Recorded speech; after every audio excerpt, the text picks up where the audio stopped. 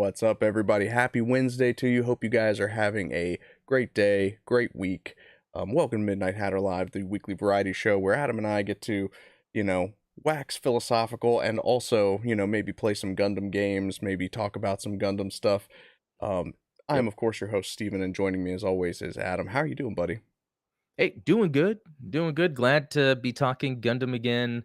Um, since your last video, actually that came out Friday. Yeah. What was the live stream was like a part one almost, Yeah. and then your video was a part two of the LEDs and all that. And I got mine completed. So here's the little Whoa, that is, GM. I love it. I love it. So I'm gonna wire up the rest of them because I've got was it 5 of them, and I'm gonna have them all wired up.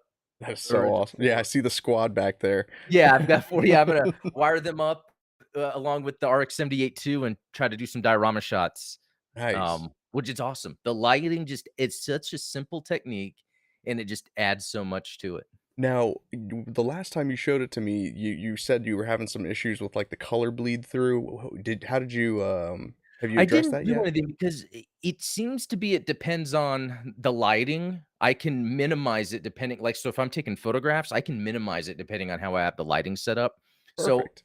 it's really not that big of a deal actually because and at the same time, when you're setting it up and you, like, have it on a stand, you don't really notice it. You That's just true. and I think that that reminds me of, like, in episode 1 when they would, have the pod racers miniatures, and I remember they would have to paint, like, the bird droppings. They'd make them bigger than normal because from a distance, you're not really noticing the detail of the scale being off, and I think the same thing with the lighting. Yeah. It right from a distance just makes it look good. So, Awesome. Yeah. I dig it, man. Well, I see the chat is already pretty lively. We've got Gundam Wing, Shirt Lad, Zeonic Shadow, Rogue New Type Dan. Good to see you guys. I'm glad that everybody's hyped for some Pale Rider work today because oh, yeah. basically this is going to be part 2.5, part 3 of this Oh, yeah. LED work That's right. because really what I'm doing here is we're going to create sort of a proof of concept for a Hades transformation process using those mini LEDs. So Mhm. yeah, the idea here is I'm working on a 3D model here for a miniature scale Pale Rider statue minifigure, whatever you want to call it. And Yeah. the idea is I need to design it in such a way that I'm going to be able to thread those LEDs into the visor and swap between red and blue depending on whether or not we are in I love it. Hades mode. Oh, I'm so excited about this project. Yeah, Um, because that's the thing. And I've seen it in the Discord where when people are building a Gunpla of a kit that has its multiple modes, exam, Hades, what have you. People are like, which one should I do? And because I think that's just like, which one should I do? And yeah, let's see, do I have yeah. I I mean, have the space one. I have the ground type built, or no, the D2. I have the space one, and I have the Toads Ritter coming up. I'm gonna try to apply yes, that process to all of them, because that's what I want. yeah. We've talked about it. It's like, why don't they just come with 2 heads? It's the biggest pain point to me is the fact that, they make you choose between which mode you want to create the kit Yeah. in. And so hopefully we're gonna try and address that.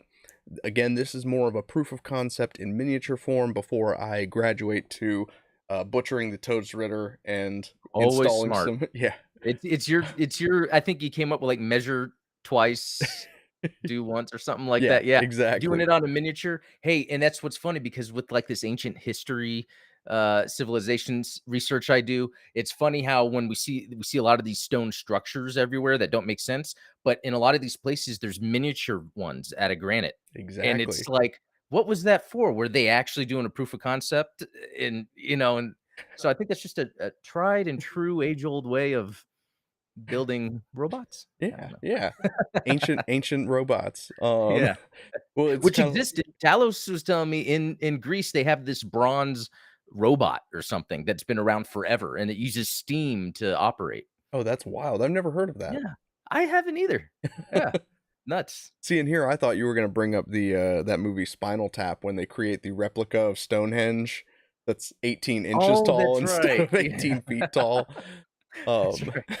yeah, that's always write down the right measurement when you're Yeah. drawing out your schematics. Oh, yeah. Um, But yeah, hope you had a great Father's Day, Adam. I know that I Oh, yeah. did. My daughter gave me the best present, which is, a stomach bug that kept me in bed Oh. all of Monday. So Ah. we're fully recovered now. Oh, that's good. Good to hear. Yeah, it was pretty good for me. I mean, I just kinda chilled, didn't do much, although I finished off, the O. Ooh, very I've nice. always needed it. For some reason, I delayed myself on getting the final boss of Zeta, but I finally got it. And it's such a great kit. Like, it's held up well despite its age. Yes, I was about to say there are some things that seem like you'd be like, "Well," but it's like, but it works. Yeah. Like, I can't complain, it actually works, so pretty good kit. Yeah, Yeah. I'm happy with it. yeah. But yeah, before we dive into Blender and start working on this stuff, I did want to share kind of an epiphany that I had earlier this week. It's no secret that I work in marketing, and Adam and I discuss business topics from time to time. And so my Instagram is completely flooded with ads for like marketing consultant businesses. Oh, well, we'll teach you how to run Facebook ads, and the SAS core program with Amazon. We're going to give you an exclusive Amazon rep that will custom tailor your listings in order to help you succeed. And it got me thinking about sort of like human nature because, you think about it, for all of our blustering and desire for freedom and for autonomy for ourselves, isn't it fascinating that not only these industries exist, but they are thriving and successful industries where you can actually get people to pay you to tell them what to do? Yeah. And yeah, you're in that field. I was in that field for a while. The social media, well, there was digital in general, but there was that social media aspect that I hated the most because out of anything, that is the most egregious of the like, tell me what to do, and then you just sit there and like, I just post this random thing, and Yeah, it, and it's like it didn't do anything, but they went along with it. right. I think that like marketers are slowly creeping up and probably overtaking lawyers as like the most hated career path. Yeah, Um, just past insurance adjusters and car salesmen. But yeah, I mean, it's just despicable. And like, even something as simple as like having hiring a personal trainer. A personal trainer is not going to make you lose weight, right? They're just going to tell you what to do to lose weight, and you that's pay right. them a lot of money to do so. So, not to get off too far into the weeds, but what got me thinking about this was, and like I said, I promise you I'm gonna bring this around to Gundam, is it got me thinking about people who are like, well, why would anyone ever want to join Zeon? Like those are the bad guys. They drop colonies. They're the evil ones. And it got me thinking, it's really just a marketing trick. Shar, when he formed Neo Zeon, he said, "Hey, people of Sweetwater, I see you're in pain. I see that you've got, these struggles that you're trying to overcome. Tell you what, if you just do what I tell you to do, I'm not even asking for money. I'm not asking for $40,000. I'm just asking you to get in a mobile suit and maybe go kill some Federation officers. That's it. And guess what? I promise you happiness is at the end of the rainbow." Like, No, and that works. I mean, we to a degree see that today with, a lot of really when you see politics discussed online, either through articles or Twitter posts, the point is to kind of be a megaphone about something just to get people's attention and to get them to pick a side and talk about or argue about. And then once a organization, which could be a corporate entity or a military or whatever, they see where they can then capture people more. It's like, okay, we need to expand on this. This is what causes divisiveness. Hire a marketer to like go all in on that, yeah, double down. and what's interesting, it's not that it's and we know that these aren't like morally or ethically, there's not any standard where you can say that this is factually the correct way to do something. It's all a trick at Yeah. the end of the day. You're really just trying to get to someone's psyche in order for them to express themselves Yeah. on one way or another. You trigger that lizard brain Yeah. reaction. Exactly. Yeah.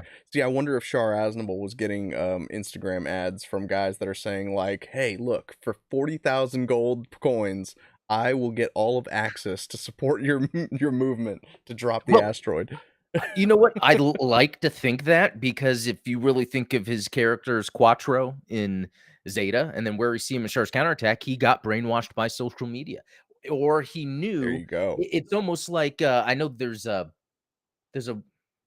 word or a term for this. It's when you find the thing that works, even though it's bad, but you like the power it gives you. Ooh, It's like he knows that he can just get these people. But he's like, okay, if I really want to do this, let me do it this way. yeah. And it's one of those things. It's It's like that very meme, interesting. like, "Shar, who radicalized you?" Yeah, well, and you know what that even brings up more because when it comes to maybe his real personal feelings, I think those were almost above the whole.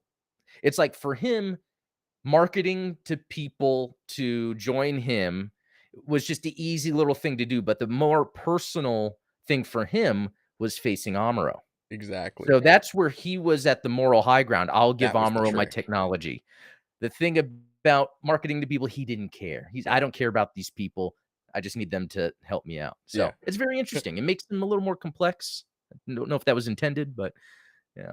I mean, I appreciate that level of nuance, and in particular, this is one of the things that I like about the original Japanese compared to the dub, which I think this is correct. Correct me if I'm wrong, chat. I know that you guys are much more savvy on Gundam knowledge than I am, but in the Japanese, on the train scene, they're actually singing "Happy Birthday" to Char instead of that like triumphant Char, like Char's fighting for our prayers.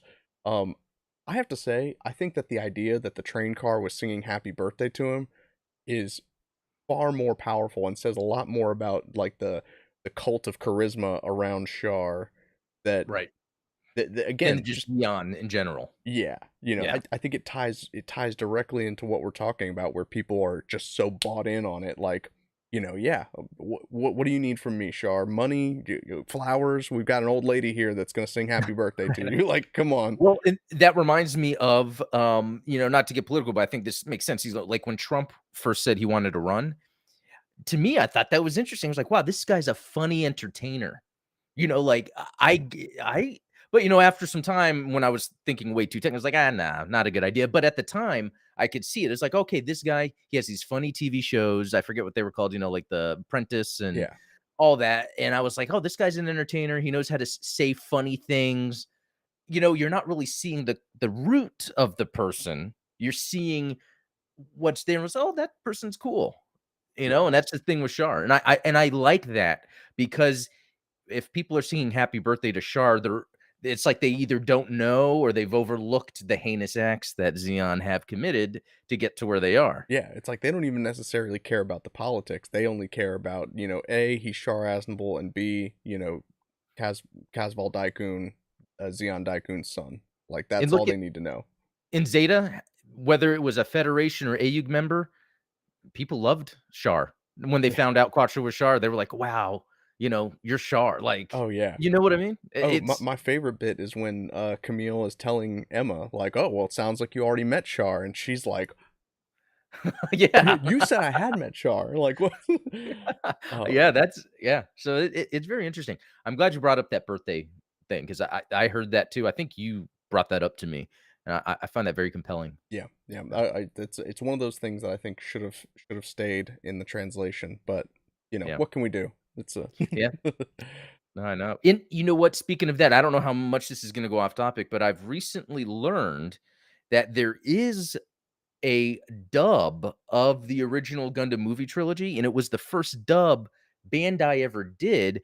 But after it was done, they didn't like it, and so it's basically, what do you call it when it's free?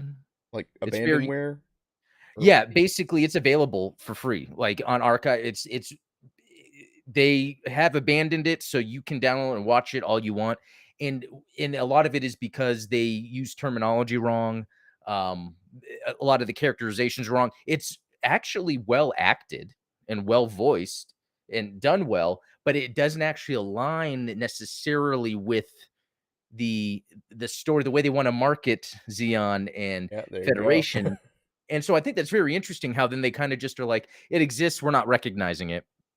But you can always check it out if you want to. Yeah. That kind of goes to that birthday scene too, because how much from because Bandai decided to standardize everything after Mhm. that the movie trilogy dub. They didn't like how that went. It's like how many little things from that dub they're like, no, no, no, that's not how we want our world to be represented. Yeah. And then it's interesting to see things like the birthday scene or be changed. Right. But they're fine with that.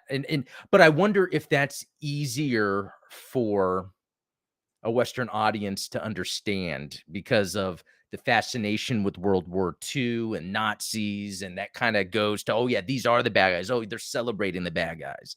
So, Yeah. Yeah. I mean, it kind of reminds me of like what is it?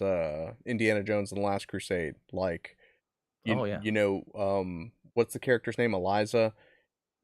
don't remember. I think her name's Eliza, the female Nazi that both Yeah, Indy and his father fall the in love blonde. with, Yeah.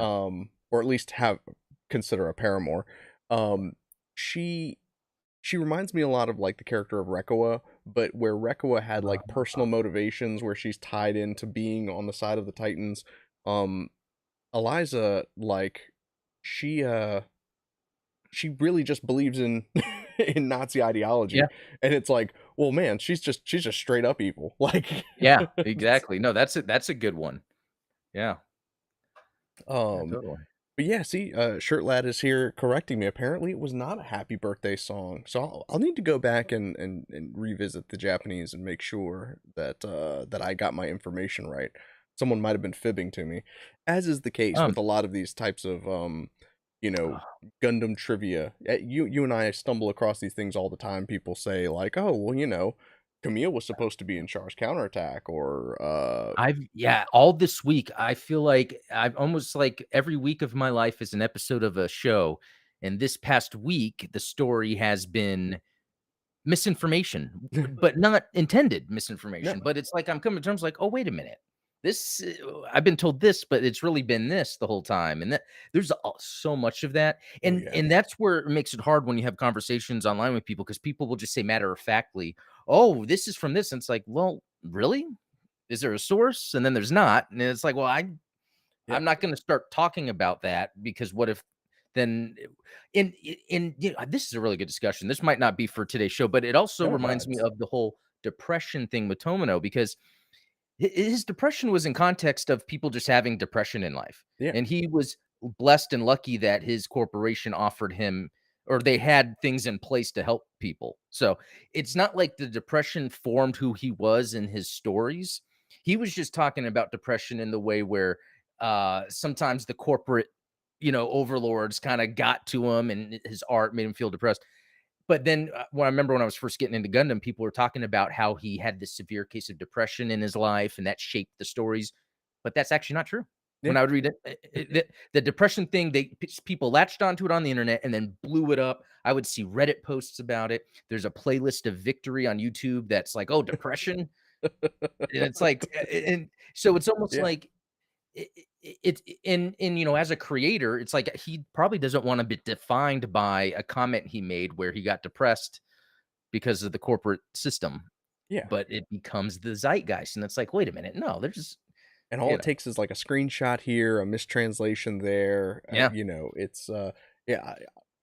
It makes me want to go back and do a whole video breakdown on the topic of the Fujoshis and like who saved Gundam and all that stuff Oh yeah, that's right. because Yeah, that's an that was going around on Twitter. yeah, You had that goes around on Twitter like probably once every other month, and I'm like, well, they actually address that directly in the NHK documentary, and I yeah, tend to agree with video more, even though now obviously with deep fakes and AI voice, oh right. man, we But can to I get it can make straight from his Tamino mouth. say whatever I want him to now. I know, right? You really could to prove a point.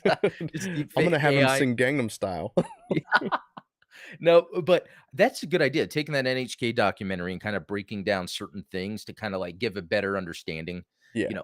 And it's funny because I guess I never heard that much that stuff. And this goes back to marketing, by the way, because true. if someone's saying this is what the creator thinks or how they thought, that paints a different picture to what the outcome of the art is. Hmm. And with George Lucas. I remember the biggest thing was, this was more of a recent thing for me, but people were saying like, "Oh, Star Wars was saved in the edit. It was the editors." And it's like, well, most movies are made in the edit. Yeah, Like you shoot your stuff and then you try to edit and move things around, and that's just the normal way things go. But yeah, people wanted to somehow discredit George Lucas because he's put on a pedestal, yeah, you know. And the only reason, like, I kind of put George Lucas on a pedestal is because a lot of times he financed his own stuff. He wasn't part of the Hollywood Directors Guild, so he couldn't get official directors. and what's funny about George Lucas himself is he will say, "Yes, Star Wars was saved in the editing room by me," because he's like, all of the digital editing techniques that we use today were No, pioneered by George Lucas in the exactly. 80s. It's like, Yeah. so and even, you'll watch documentaries where George Lucas talks about like, "Oh, I don't like to film an entire scene or entire shot all at once in one go." He's like, "I like to film little parts of it here and there and then compile it together in the editing room so that I can get everything exactly the way I want it." It's like, okay, so you're gonna take that line of thinking and say like, "Oh, well, see, it was the editors that saved Star Wars, and Yeah. it wasn't George Lucas." It's like, no, George Lucas intentionally crafted it to be that way. And then And and yeah, that's another thing too, whether it's George Lucas or Tomino, they surround themselves with the right people when they can. yeah, I know with the prequels, George Lucas wanted other people to direct it, but he couldn't get other yeah, people to direct them, so he just did it. But he wanted that. Tomino does that with the people that he had work. He knew what he who he wanted to work on certain aspects of yeah. Gundam, and And Tomino will be the first one to say, he even says in that documentary, when Yasuhiko got sick, he had to direct and edit some of the some of the animation, and he was like, those episodes were the worst. Using my yeah, cuts, like he's like that wasn't.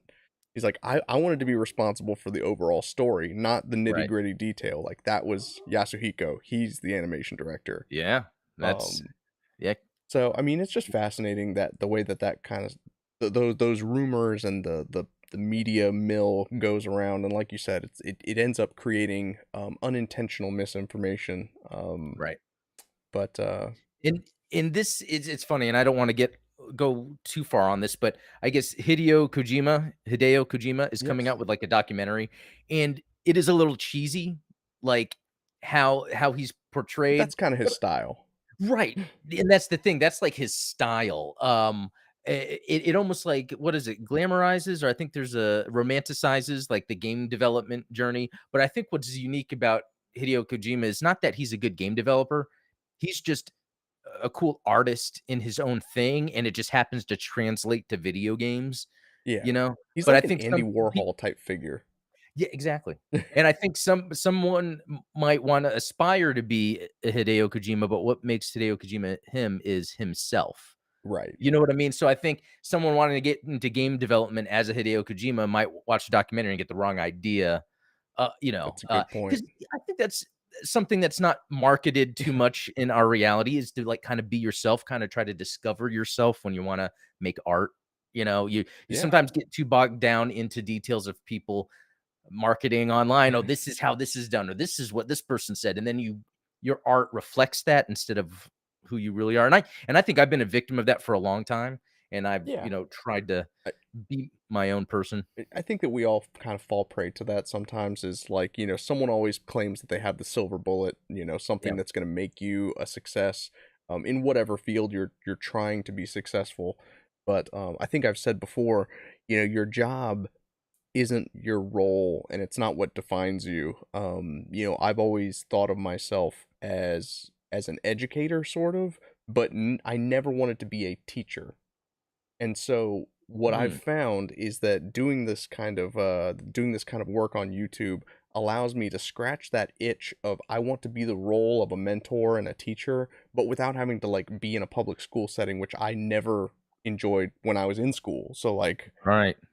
It's like um doing it restricted. yeah, You don't, like, have the freedom to kinda be unique in your own way of educating. Yeah. right, right. So, I think that there's ways to kind of find what it is that you enjoy doing and then find a career path that allows you to do that. And I think that like for Kojima in particular, he's a guy that enjoys telling a story, however convoluted it may be, and Yeah. and drawing inspiration Yeah. from things that he really enjoys. Obviously, Escape from LA, Escape from New York, that kind Yep. of Snake thing. Plissken. Yep. Um, and then kind of putting them together.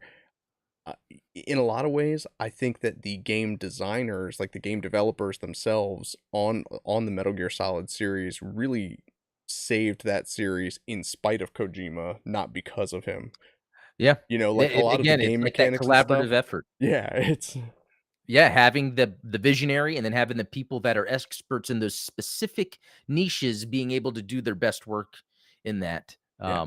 Yeah, I forget who it definitely. was that I heard say this, but he was like, it took me 4 years to learn how to build a website, and it took me a day to learn that I don't want to do that. It's like, Wow, yeah, yeah, just hire the guy that already knows how to do that and wants to do that.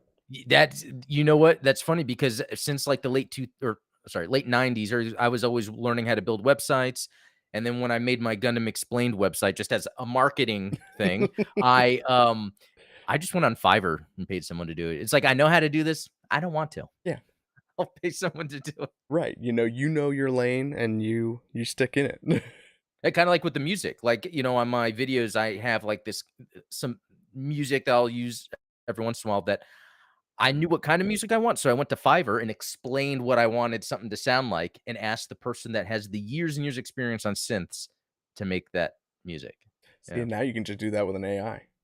I know, I've been messing with that, like, that link I sent you, I've been messing with, like, how you can make AI music, and it's pretty cool if you just wanna make some just chill background music or something, it's pretty interesting. Yeah. Although, that makes me think, like, for younger people wanting to be artists, growing up having the access, I had access to computers. I had access to editing software on a computer. I never had to use film editing reels or whatever, So Yeah. you have this younger generation growing up that they can make music with AI, that might, on one hand, I know people don't like that. And is that really true? But that makes someone excited. Like if Yeah. they kinda typed in their own thing to make, "Oh, wow, I made this," and then that might give them the inspiration or the motivation to really dive into a certain tool Yeah, well, to and make you and I have talked about this before where it's like, AI is only going to take you so far. yeah. Whether it's generated images or, when we were generating video game code, it's like it gets it 93% of the way right. But if you don't know the fundamentals, then that 93% doesn't mean anything to you because you're not going to know how to fix it to get it the rest of the way. Yeah. Um, Just like CGI in a movie, you could watch a movie and be like, "Ah, that CGI ruined it," or you can be in a movie and be like, "Wow, that CGI was amazing." yeah, It's both computer generated, but one is tuned by, an AI expert or, there you CGI go. expert, Yeah. and the other one is where they just kinda, they hire maybe some random company really cheap to just throw together some CGI. Yeah. So, I don't know anybody that does that. yeah. Well, and hey, George Lucas will even tell you with like CGI stuff, he was like, "Look, I know that we're limited by our technology, so I want Yoda to be moving as fast as possible because if you're moving him slowly, people are going to see how Oh, fake it is." So it's like, yeah. you know, use the limitations that you have in order to steer the art in that direction. Yeah, and I didn't see the new Flash movie, but I was listening to interviews about the special effects, Mm, and someone was saying that, like, sometimes when they're doing special effects in a movie or something, and it doesn't look good, so they go back to the team, "Okay, what can we do to make this better?" Like, "Okay, we'll try this," and I'm like, that still doesn't what you know what, guys?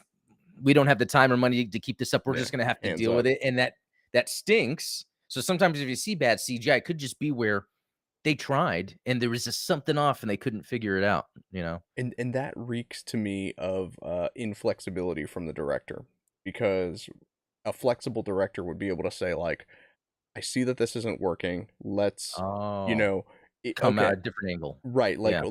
if Superman's face looks messed up because we can't make Oh it my look god. right, then we're just gonna cast a shadow over it, and like all you'll see is the body and the Superman S because you don't need to see his face, right? He's just this That's reminded me of imposing. the was it the Justice League where they took the mustache out and it's like, "What? That's in a Hollywood movie?" Oh my gosh. But I digress. Like I said, Yeah. this was just a fun thought that I wanted to share, and I'm glad that you share the same sentiment that I do. That man, human nature is funny sometimes with like the way that Yeah. we. There's an art to the marketing, and it's a Mhm. lot of psychology And back there's and forth. marketing to the art too.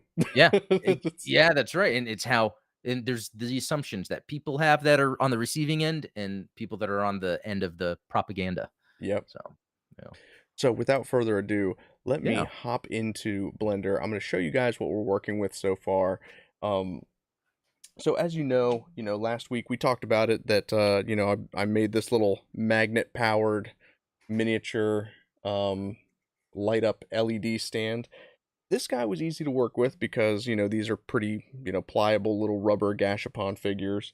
Um, Now, what was more difficult to work with, and I tried doing this before unsuccessfully, is Mhm. we've got this Psycho Gundam here that I 3D printed, and originally I actually had in the 3D model bore out a hole from the foot all the way through the leg and up into the torso and into the chest cavity so that I could just thread the LED in there and not have to fuss with like hiding the wires or anything. They would all just be buried in the foot. The 3D print failed because of that, and I'm going to show you why here on this Pale Rider because it's going to be relevant here. Uh, Now I don't want to do this again because I probably inhaled a little too much powdered resin when I was Uh-oh. drilling the hole to make this. So I do want to perfect this process of having the holes and the cavities already bore out for us in the 3D print so that we're not having to deal with hazardous resin. I'm kidding, of course. I was wearing a respirator when I drilled those holes, but Good. yeah.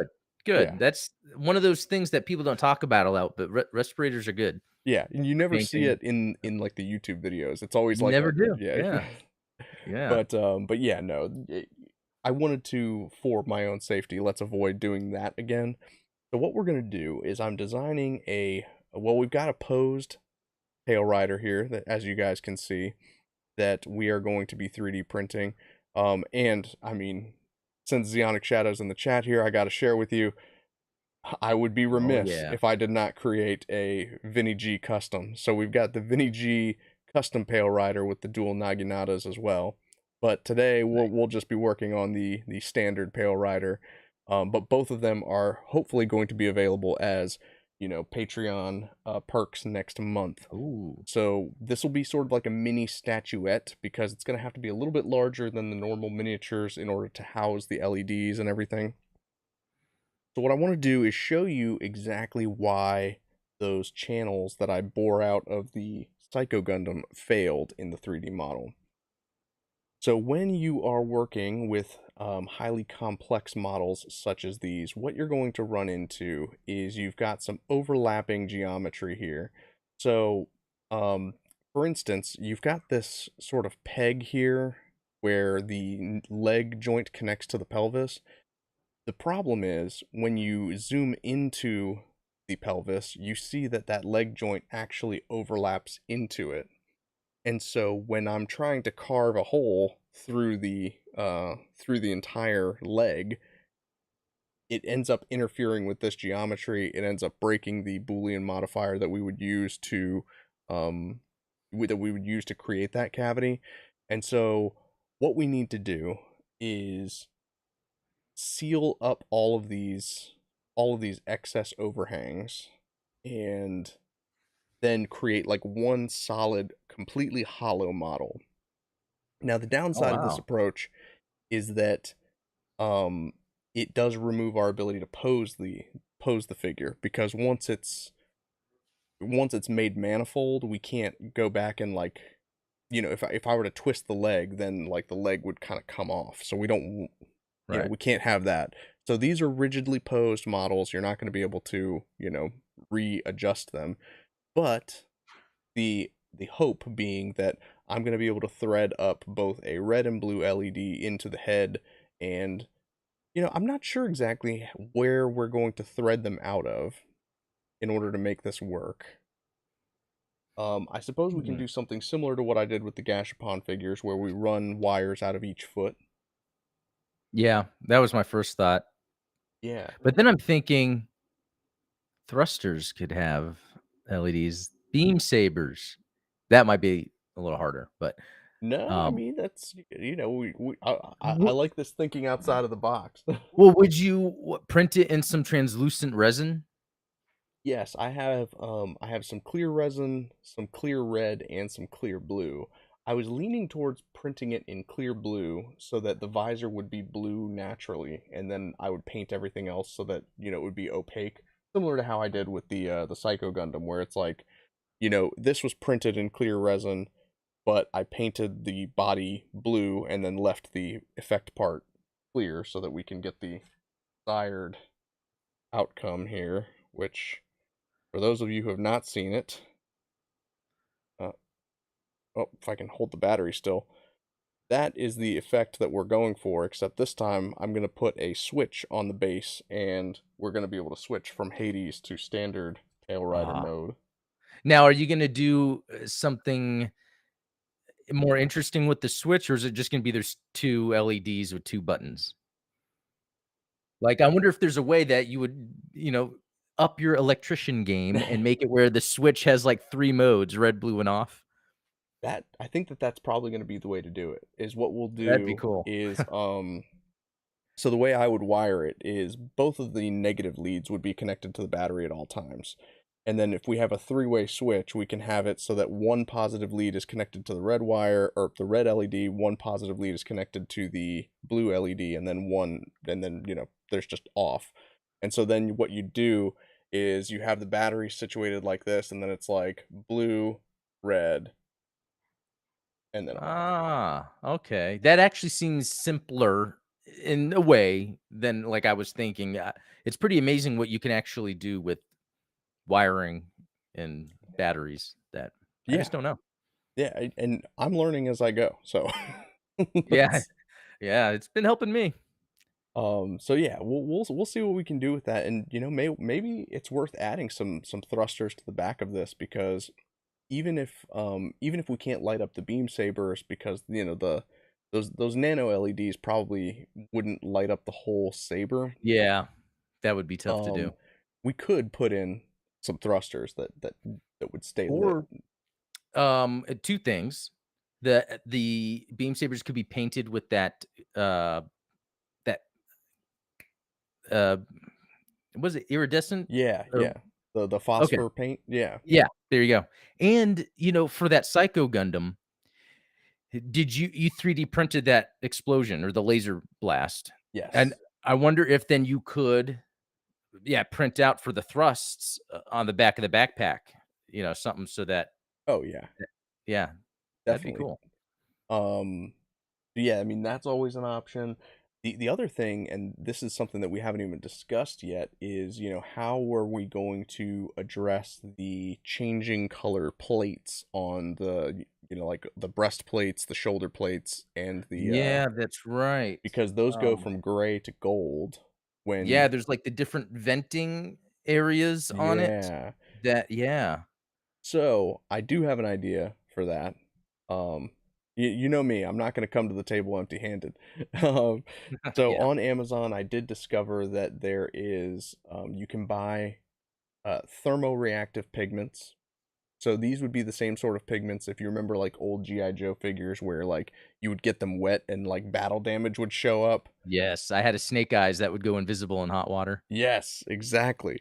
So Yep. what you do is I would get some of those pigments and add them to the 3D print and basically have it set up so that in maybe in sunlight or when the temperature of the piece heats up, we go from gray to gold. And Yeah, that would be cool.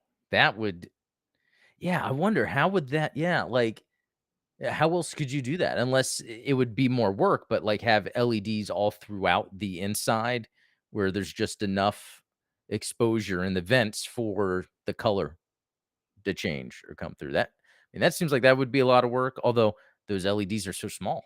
yeah, I mean It's you pretty could definitely amazing. fit them in those little channels for sure. Yes, especially if you are going through to make this hollow, which is, I mean, just lends more to the fact that you're gonna have this on Patreon because that's a lot of work to, like, take a model, pose it, make sure all the geometry is correct so that it can be hollow.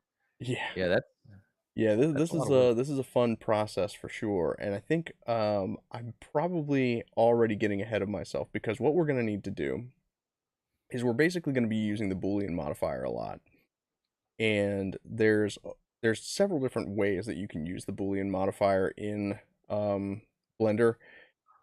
The primary way that people use it is they will use it to cut things out. So for instance, like I'll just use some example shapes here. Um, oh, I didn't mean to add a cube to the object. We want to go back here. Let's hop out of the object and we're going to add a cube to the scene. And so the primary way that people will use the Boolean modifier, like I said, is to cut things out. So what we can do is, let's expand our tab over here. I'm going to hide the cube for now. And we're going to add a Boolean modifier. And the object we're going to Boolean with is that cube. And what you can see is that the area where the cube was overlapping in the knee there has been cut out. Hmm. Now, the other way, or one of the other ways I should say, that you can use the Boolean modifier is this union. And what union does is it actually combines the two objects and then dissolves everything in the middle.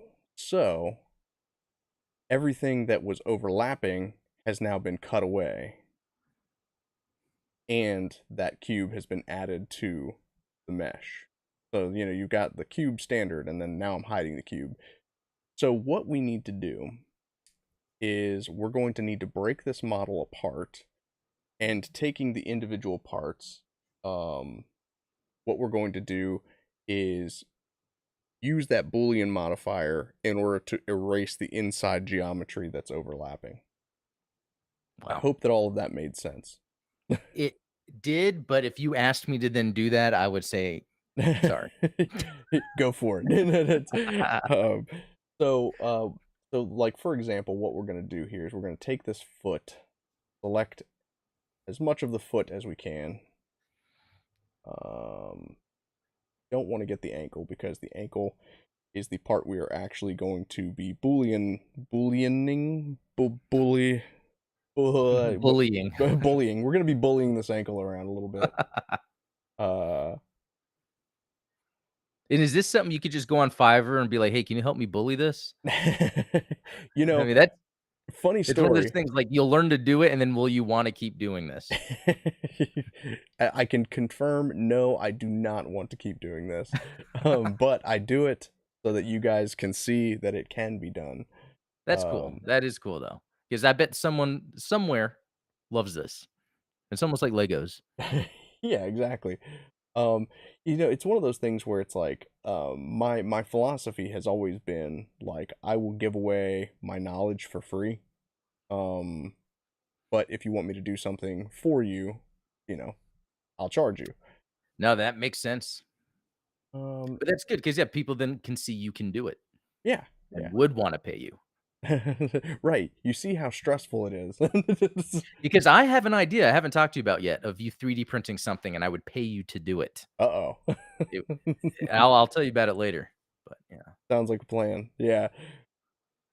Yeah, I'll let your people call my people and Yeah, we'll yeah, yeah. My people will email you. um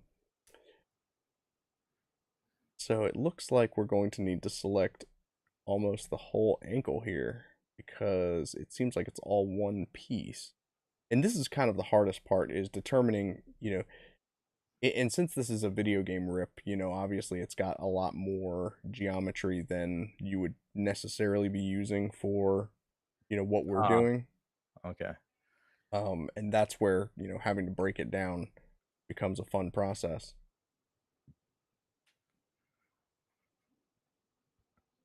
Let's start with, oh, got kind of lost in the piece there. All right. I think that we've selected, if you're not dizzy from all of the spinning that I've been doing. So obviously we're still, um, connected to the ankle. So we need to make sure that we deselect anything that's connected to the ankle. Full decoupling process. Um,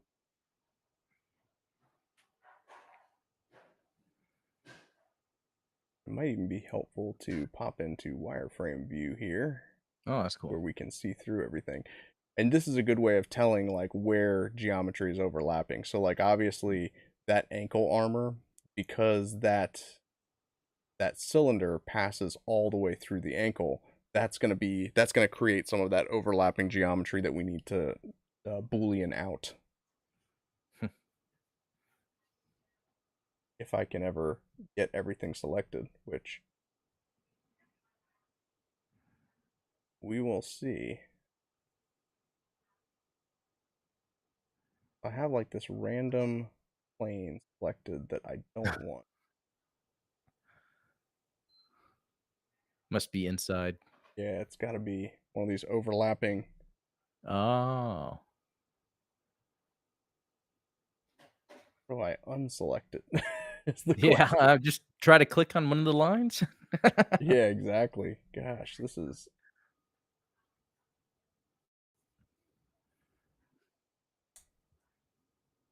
Yeah, we are going to use. There we go.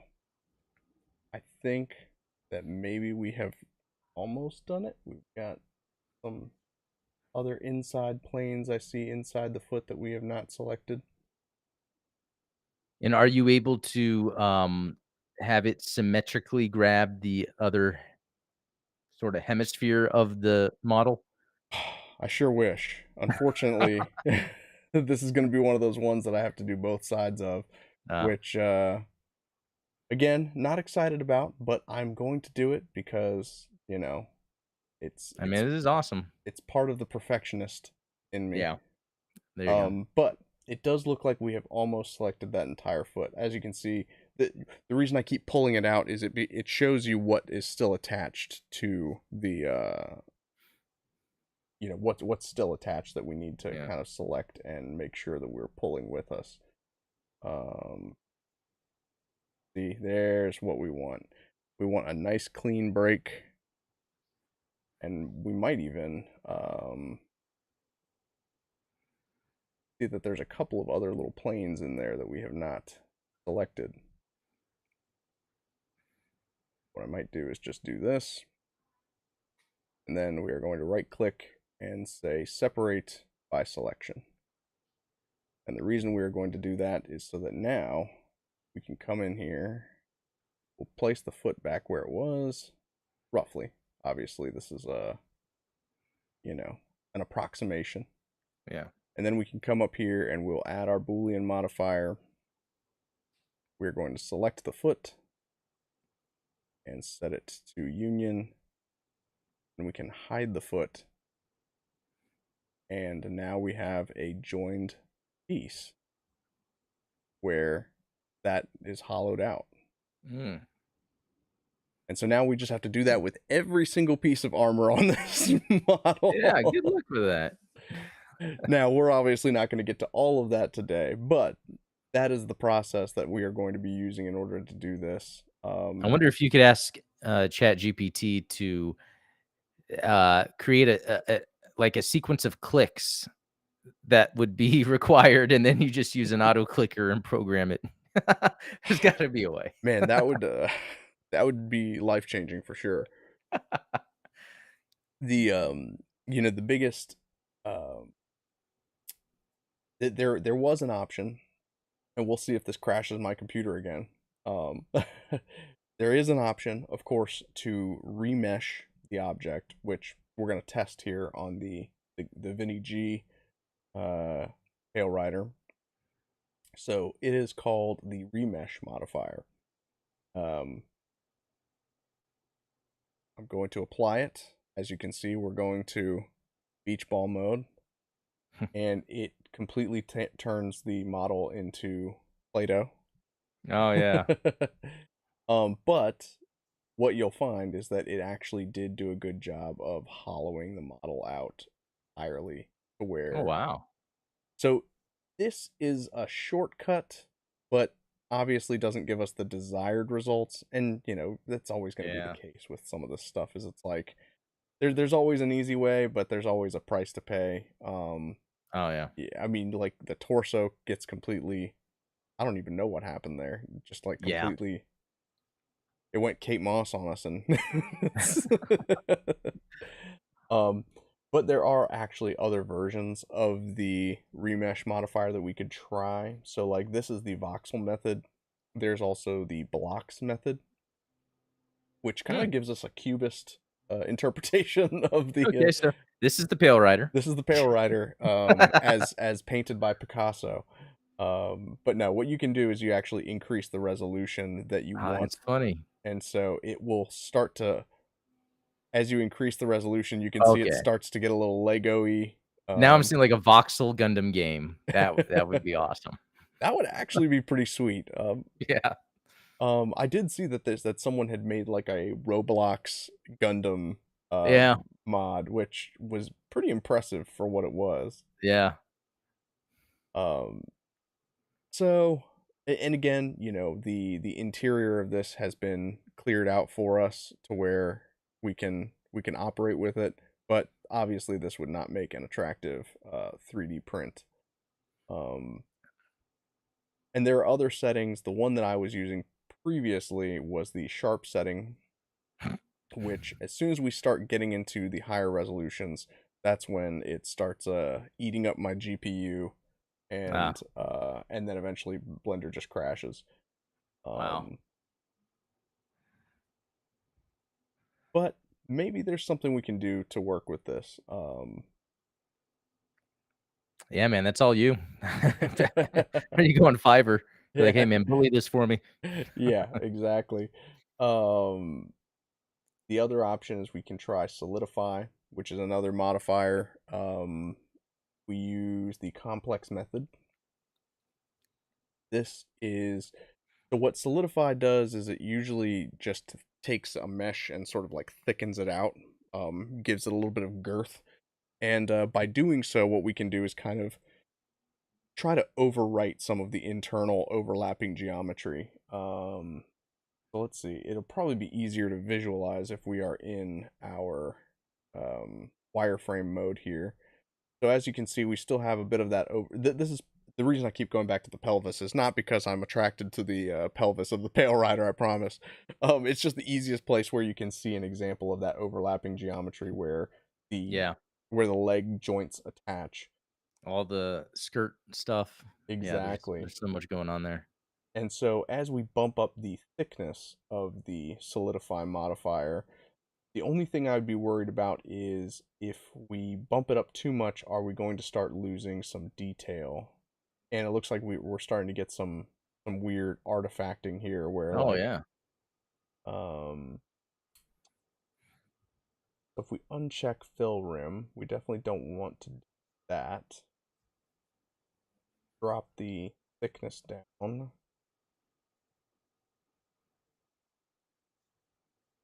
Maybe we can increase the threshold. Maybe that'll help us achieve the desired result. Um, Again, I'm going to try and go to wireframe mode so we can see if that overlapping is still occurring. So it looks like it's been reduced a little bit, but it's still not. Yeah, I mean, you can see where like the you can turn it on and off again. I mean, it really doesn't make that much of a difference. Mm. But yeah, so the goal here is going to be to use some type of modifier to hollow this sucker out so that we can run some wires through it. And then we're gonna have a wired up Pale Rider statue. Yeah, Um that's pretty awesome. I mean, because I like the idea of that having a statue that I can just, like, almost like a light turn on, just have yeah. it sitting on a table or something. But yeah, as we're coming up on the end of the hour, I figure I'm not going to bore you with any more of my slow, tedious process of clicking every single individual face of this model. But hopefully you guys dig the pose that we've got here Yeah, for the Pale Rider and the Pale definitely. Rider Vinny G custom. Um, again, those are my goal is to have this model done and printed by the end of the month so that I can Nice. share it with the Patreon folks and you guys can hopefully do the same thing that I'm doing where you're and you don't have to go as ham as I am. You don't have to do the whole swapping red and blue LEDs. You can choose to just do one color or the other, but I think it's a pretty Great neat idea. Yeah, feature. game changer. Yeah. Yeah, yeah. So like I said, this is all part of my goal to take, one little idea that I had. We're gonna put LEDs in something and you know, go from there to elevate elevate and push boundaries. Yeah, no, I'm on board. I'm on board. I can't wait to LED up the rest of my stuff. Yeah. Yeah, I love when I can get Adam excited about something because if he's excited about it, then I know that you guys are too.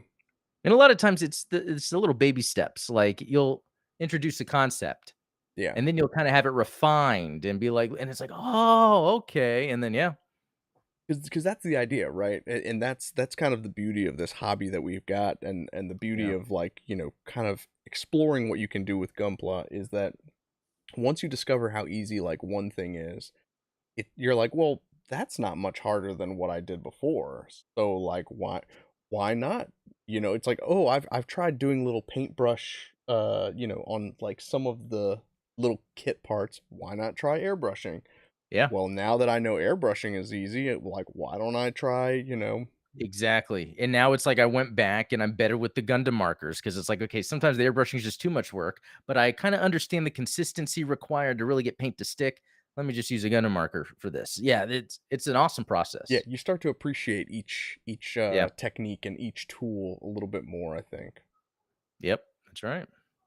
But yeah, like I said, this has been a fun conversation. I appreciated our deep dive into Star Wars and Gundam. Yeah, sort of when it comes to the art and the artist and there's the propaganda around both how they've made the art and what the art represents, and, it's yeah, it's a whole circle of things. Yeah, Yeah, it's very interesting. yeah, the mess of human communication. Yeah, yeah, that's for sure. But yeah, thank you guys so much for hanging out and watching this interesting little show. Within the next couple weeks are going to be interesting because I won't have childcare for 2 weeks. My sitter's going to be out of the Mm. country, so Oh. we may have a guest star in my daughter on. No, Ah, no, she'll be home with me, but we'll see if I can get her down for a nap. So it might either be a okay, shorter stream or sure. I might have to pop out and make sure that she's okay. But typically she likes to just hang out in. We've got like a little ball pit Oh, in nice. in my basement, like right next to my desk. She usually just hangs out there and watches me stream. So, Yeah, uh, that's how it works. I remember getting things done by, okay, what is the setup I can have right next to me to keep the kids occupied, and then I can get work done. Yeah. exactly. It's always a fun game of like, you know, kind of keep you entertained without Yeah. actively entertaining you. Um, but yeah. Also, I can't believe I forgot to mention that you had not two but three videos this week. Yeah, it's that thing again where if I produce a video and it seemed like it was really quick, I'll just do another one too because I have my time already planned out to make videos, so, I love the yeah. breakdown of the Jesta and the Jagan. Yeah, I think that was a cool way to approach wanting to learn about them, Yeah. and learning that they're actually related. Mhm. The Just is based on the Jagan, so, yeah, that was interesting, yeah. Yeah, that was a cool one. So if you haven't seen that, Jesta and Jagan came out yesterday. Today, of course, the Stark Jagan Oh, robot Robot Spirits. spirits, Yep, which yep, very cool one. yeah, all also sweet. I actually just recently discovered Bifam or VFam, whatever the pronunciation of it is. It's another Tamino produced mecha show. Yeah, Um, yeah, but I haven't yeah, seen that. there's some robot spirits of that mecha that I really want to get just because it looks like a It kit bashed Gundam. It looks like Oh, someone took okay. Gelgoog legs and put them on like a gun cannon with it. It's Oh, that's cool. Yeah, I love Yeah, stuff like that. I'm gonna have to check that out then. yeah. Yeah. So, but yeah, definitely check out those videos if you haven't Thank already. you. And the Gundam Explained show tomorrow at Yeah. noon Eastern, 11 a.m. Central. Yep. That's right. So, you want to give us a preview of what we're going to be talking about, or keep it a surprise? Yeah, you know what? I haven't really thought about one thing I was thinking we would bring up, and I think you would have fun with this too, is just some of our uncompleted projects. Oh yeah, Just discuss a few because as I was building these Gunpla, I was like, I need to finish this and this. It might be fun to kind of just bring them up, maybe inspire us to work on one or another. So, yeah, yeah. I like yeah. to call mine Midnight Hatter's Hall of Failure. Oh, gosh. Oh man. But yeah, so thank you guys again so much for hanging out with us, and thank you Adam for keeping me on task Oh, sure. while we're tooling away at these 3D models. Hope you Yeah. guys had fun today. We will see you tomorrow, and Yep. yeah, catch you later. Yep. Peace out. Cheers.